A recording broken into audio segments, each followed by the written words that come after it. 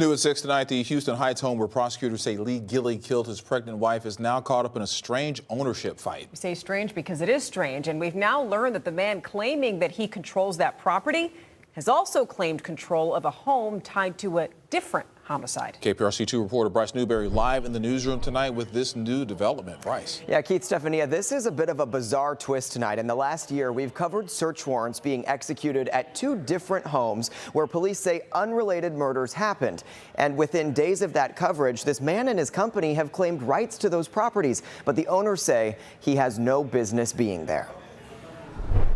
On Alston Street in the Heights, the home where Lee Gilley allegedly murdered his pregnant wife, Krista Bauer, is now caught in an ownership battle involving the same man who claimed to be leasing a Southeast Houston home after another high-profile crime scene.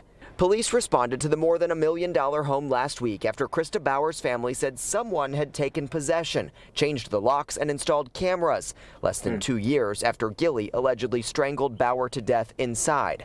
In court, Krista's father, Chris Bauer, called it shocking, saying no one else should be there.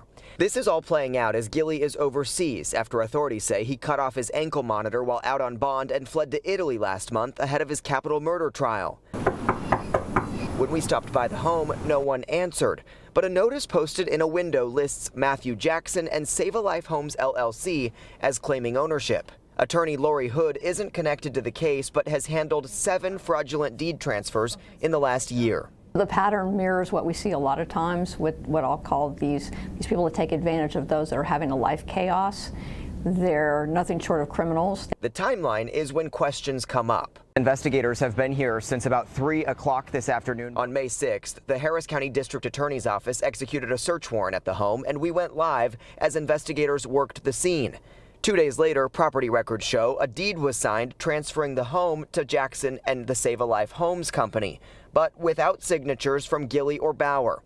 And this isn't the first time investigators with the Houston Police Department executed a search warrant here at this home on Edgebrook, where they say they found a man dead inside. Last May, we reported live as investigators searched a home on Edgebrook, discovering a missing man's remains wrapped in plastic. Houston police confirm about 2 weeks later, they got called out by a tenant who reported Jackson began living at the home, and officers say he had fraudulent papers that referenced the Save a Life Homes Company. He allegedly told police he saw the house on the news and claimed to have a lease agreement, but got arrested for trespassing. We've been trying to find Jackson for answers, including at this address listed in court papers, but no answer, only flickering porch lights. And records show that case from last year got dismissed after Jackson completed 16 hours of community service and a decision-making course. He's currently on bond for a different trespassing case, and tonight he is not facing any charges connected to the Gilley house in the Heights, but records show he's involved in civil disputes connected to other properties as well. Live in the newsroom tonight, I'm Bryce Newberry, KPRC 2 News.